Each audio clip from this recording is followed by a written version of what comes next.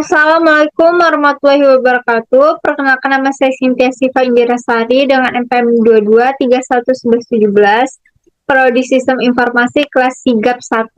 Di sini saya akan menjelaskan materi tentang mengelola ruang lingkup proyek.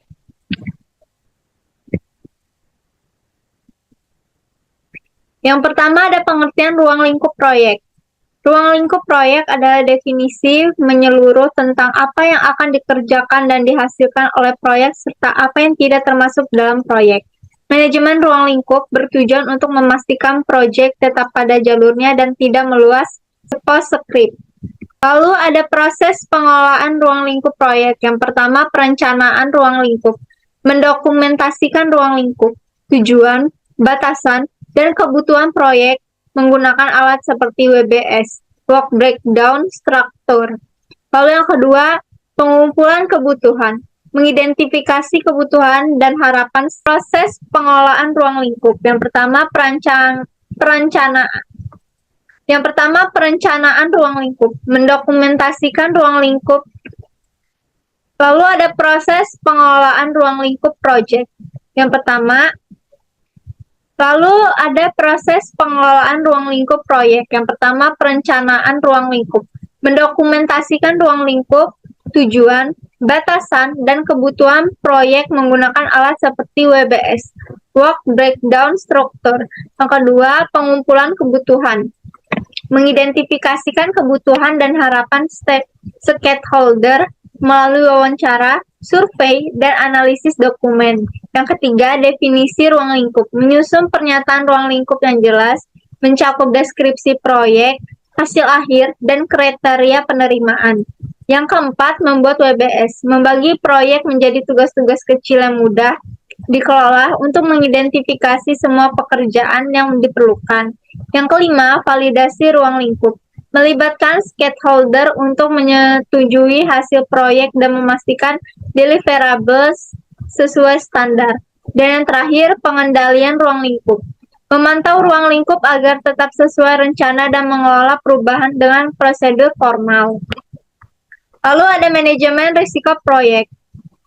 Proses mengidentifikasi, menganalisis, dan merespon risiko yang dapat mempengaruhi proyek.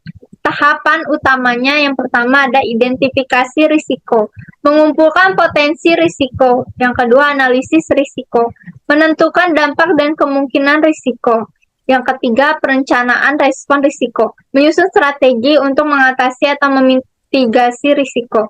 Dan yang terakhir, pemantauan risiko, mengawasi risiko sepanjang proyek. Lalu manajemen komunikasi proyek. Mengelola komunikasi yang efektif antara tim proyek dan memantau kepentingan. Komponen penting. Yang pertama, perencanaan komunikasi. Menentukan siapa yang membutuhkan informasi, kapan, dan bagaimana. Yang kedua, distribusi informasi. Berbagi informasi yang relevan secara tepat waktu. Dan yang terakhir, ada pelaporan kinerja. Memberikan laporan kemajuan proyek secara teratur. Lalu manajemen sumber daya proyek.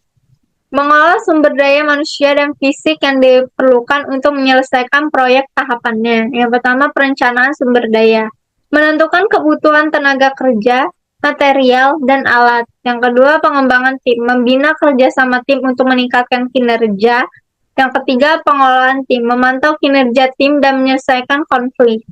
Dan yang terakhir, kesimpulan. Pengolahan ruang lingkup proyek adalah proses penting untuk memastikan proyek berjalan sesuai tujuan tanpa menyimpang dari rencana. Dengan perencanaan yang matang, identifikasi kebutuhan yang jelas, pembuatan WBS, validasi hasil, dan pengendalian yang efektif, proyek dapat mencapai hasil yang diharapkan. Proses ini membantu mencegah masalah seperti scope script dan memastikan semua deliverables memenuhi standar dan kebutuhan stakeholder. Baik, berikut saja penjelasan dari saya. Jika ada kesalahan kata atau ucapannya kurang jelas, saya mohon maaf. Terima kasih.